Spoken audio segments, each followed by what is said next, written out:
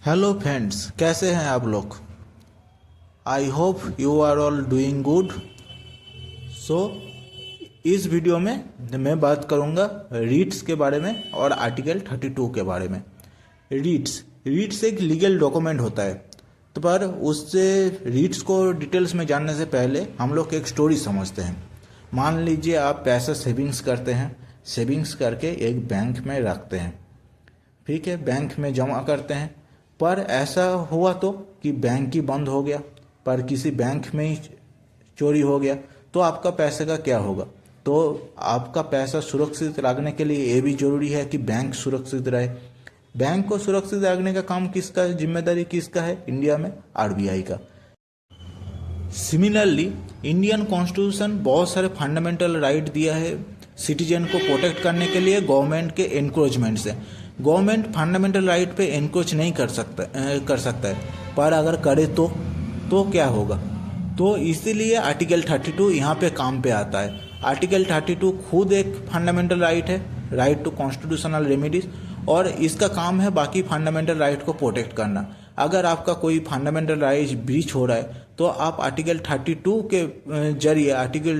के जरिए high court, supreme court में जा सकते हैं। सुप्रीम कोर्ट, हाई कोर्ट में डायरेक्टली जा सकते हैं, और चाहे तो सुप्रीम कोर्ट आपको डायरेक्टली रीट भी इशू कर सकता है।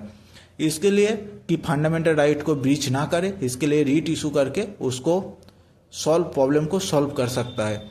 रीट एक तरह से लीगल डॉक्यूमेंट है जो पहले हम लोग बोरो किए हैं इंग्लिश लॉ से। इंग्लिश में, इंग्लैंड में क्या होता है, किंग होता है, ऐसा वहाँ पे बोलते हैं इसको प्रेरोगेटिव रीट्स, जिसको बोलते हैं क्योंकि बोलते हैं कि किंग कभी गलत नहीं हो सकता है। किंग जो करेगा हमेशा जस्टिस ही करेगा।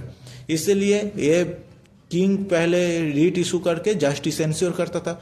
इंडिया में कॉन्स्टिट्यूशन प्रोटेक्टर सुप्रीम कोर्ट है, तो सुप्रीम कोर्ट और हाई कोर्ट रीट इशू करके जस्टिस को इंश्योर करता है कि फंडामेंटल राइट को सही सलामत रहे। तो मेनली 5 टाइप्स रीट है, 5 तरीके का रीट है।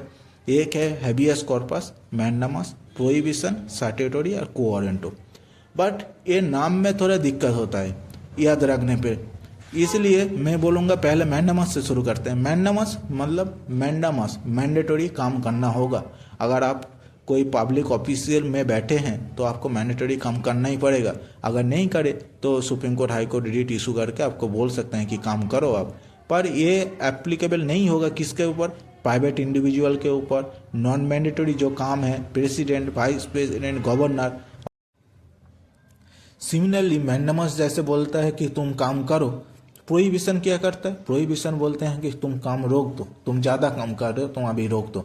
जैसे एक लोअर कोर्ट से डिस्ट्रिक्ट कोर्ट अपने जुरिडिक्शन के बाहर जाके कुछ राय सुनाने गया है, तो क्या करेगा? हायर कोर्ट जैसे high court, supreme court, lower court को क्या बोलेगा कि तुम अपने जुरिडिक्शन के बाहर जा रहे हो, तुम अभी रोक जाओ। ये होता है प्रोहिबिशन के काम। प्रोहिबिशन के यहाँ पे काम होता है ओनली जुडिशियल बॉडी और quasi judicial body. Judicial body मतलब जो जुडिशरी है। क्वासी जुडिशियल बॉडी क्या हुआ? फाइनेंस कमीशन हो, इलेक्शन कमीशन है, ऐसे बॉडी क्वासी जुडिशियल बॉडी। मतलब कुछ हद तक उन लोग जुडिशियरी का भी पावर रखते हैं। वो लोग होते हैं क्वासी जुडिशियल बॉडी। और जॉब ड्यूटरी में अगर मान लीजिए कोई प्रोहिबिशन ऑर्डर देने से पहले ही किसी ने ज़्यादा काम कर दिया, अपने जुरिडिक्शन के बाहर कुछ कर दिया, तो क्या होगा? तो उस टाइम काम आता है स्टैट्यूटरी। स्टैट्यूटरी मतलब सर्टिफाइड मतलब कि ऊपर अपर कोर्ट को दिखाओ कि तुमने ये काम किया है, उसको जस्टिफाइड करो। जस्टिफाई करने के लिए क्या करना होगा?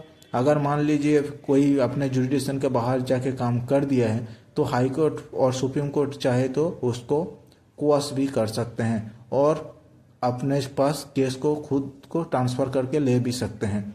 पर यह सिर्फ जुडिशियल और क्वासी जुडिशियल बॉडी के साथ ही एप्लीकेबल होगा, दूसरे बॉडी के साथ नहीं। सिमिलरली क्वो वारंटो क्या है? क्वो वारंटो मतलब वारंट। आपके पास वारंटी आता है। आपके पास क्या वारंटी है कि आप पब्लिक ऑफिस में बैठे हैं? आपके पास क्या लीगलिटी है कि पब्लिक ऑफिस में बैठे हैं? इससे क्या होता है कि कोई भी इलीगल पर्सन आके कोई भी पब्लिक ऑफिस को ऑक्यूपाई नहीं कर सकता है। इसके लिए एक क्वो वारंटो है। पर क्वो वारंटो इसी जगह अप्लाई हो सकता है जहाँ पे कि ऑफिस परमानेंट टाइप का हो। अगर कोई कॉन्ट्रेक्चुअल बेसिस हुआ, शॉर्ट टर्म बेसिस हुआ, तो वहाँ पे एप्लीकेबल नहीं होगा। और क्वो वारंटो का खास बात यह है कि ये बाकी के 4 रीट्स जो पर्सन के साथ दिक्कत है वही जाके सिर्फ कंप्लेन कर सकता है। पर क्वो वारंटो के साथ में क्या कि मान लीजिए ए पर्सन के साथ कोई प्रॉब्लम हुआ है तो चाहे तो बी पर्सन ए पर्सन के बिहाफ में जाके भी हाई कोर्ट और सुप्रीम कोर्ट में जा सकता है क्वो वारंटो के लिए, बट बाकी चारों के लिए ये एप्लीकेबल नहीं होता है।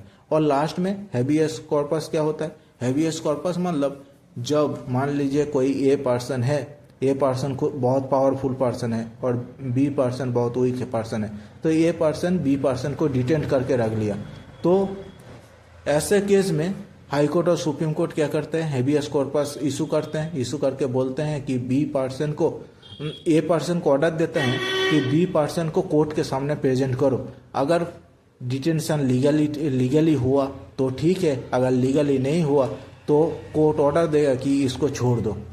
ये होता है हैबियस कॉर्पस। बस कुछ जगह पे डिटेंशन लीगल होता है, जैसे लीगल अगर लॉफुल डिटेंशन हुआ तो कोई कोर्ट कुछ नहीं कर सकता है। कॉन्टेम्प्ट ऑफ कोर्ट में हुआ, कॉन्टेम्प्ट ऑफ कोर्ट और लेजिस्लेशन में अगर हुआ तो भी कोर्ट कुछ नहीं कर सकता है, और जुरिडिक्शन के बाहर ही अगर हुआ तो भी तो कुछ नहीं कर सकता है। तो यहाँ पे देखें कि रीट इशू कर सकता है 2 कोर्ट, एक सुप्रीम कोर्ट कर सकता है आर्टिकल 32 पावर, आर्टिकल 32 के अंदर, और हाई कोर्ट कर सकता है आर्टिकल 2 to 6 के अंदर। पर अगर पार्लियामेंट चाहे तो दूसरे किसी कोर्ट को भी पावर दे सकता है कि तुम लोग रीट इशू करो, पर अभी तक ऐसा नहीं है। पर पार्लियामेंट चाहे तो ऐसा कर सकता है। पर अभी देख रहा हूँ कि सुप्रीम कोर्ट भी 32 के अंदर कर सकता है, हाई कोर्ट 2 to 6 के अंदर कर सकता है। पर इसमें कुछ डिफरेंस है क्या? हाँ, कुछ डिफरेंस जरूर है। एक डिफरेंस है तो जुरिडिक्शन का। Supreme court all India basis इसका है, तो सुप्रीम कोर्ट पूरा ऑल इंडिया में इसका जुरिडिक्शन है। पर हाई कोर्ट का जुरिडिक्शन जो राज्य में है, जो जुरिडिक्शन है वहाँ तक ही वो रीट इशू कर सकता है। सेकेंड जुरिडिक्शन की, supreme court guarantor of the constitution है। गारंटर होने के साथ साथ क्या है, एक फंडामेंटल राइट है। तो सुप्रीम कोर्ट में अगर कोई पर्सन जाता है कि मेरा फंडामेंटल राइट ब्रीच हुआ है, तो सुप्रीम कोर्ट को रीट इशू करना होगा। सुप्रीम कोर्ट इग्नोर नहीं कर सकता है। पर हाई कोर्ट में ऐसा कोई मैंडेटरी नहीं है, हाई कोर्ट चाहे तो उसको रिजेक्ट भी कर सकता है। और एक ये सुप्रीम कोर्ट से फंडामेंटल राइट अगर ब्रीच हुआ तो ही रीट इशू कर सकता है, दूसरे कुछ मैटर में नहीं। पर हाई कोर्ट से फंडामेंटल राइट तो कर ही सकता है, उसके साथ साथ अगर लीगल राइट भी ब्रीच हुआ, लीगल राइट में जैसे क्या है, राइट टू प्रॉपर्टी है 300 आर्टिकल 300A के अंदर, तो भी सुप्रीम हाई कोर्ट चाहे तो वो रीट इशू कर सकता है। बेसिकली यही डिफरेंस है। आशा करता हूँ कि आप लोग समझ पाएँ। अगर कोई दिक्कत हुआ तो मुझे कमेंट में ज़रूर बताइएगा, और अगर वीडियो अच्छा लगे तो लाइक करिए और सब्सक्राइब जरूर कर दीजिएगा। Thank you.